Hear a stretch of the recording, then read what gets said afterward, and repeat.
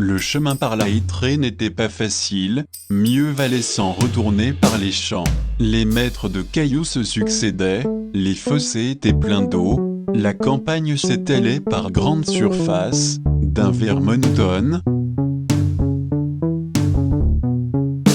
De temps à autre la pluie tombait. Le troisième jour, des bourrasques s'élevèrent, on entendit la pluie s'abattre sur le toit. Agam se sentait bien à l'abri, il écoutait, avec un sentiment de bien-être, la pluie tombait, la mousson soufflait du nord-est, et le sirocco remuait les pampres de la tonnelle. Un merle sifflait, la pluie coulait à grosses larmes. Sentiers et champs ressemblaient à des palus de boue. L'averse sembla redoubler de violence.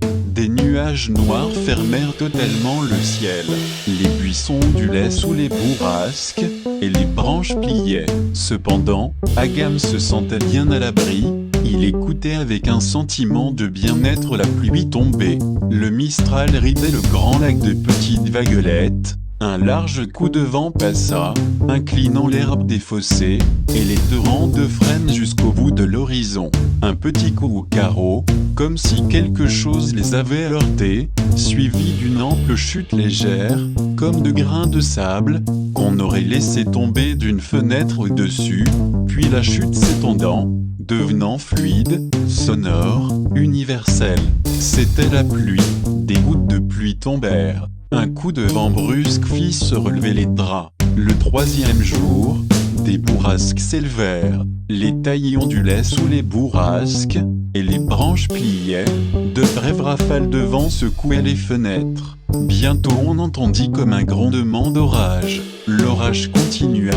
Les éclairs se déchaînèrent comme une couvée de serpents lâchés dans l'air.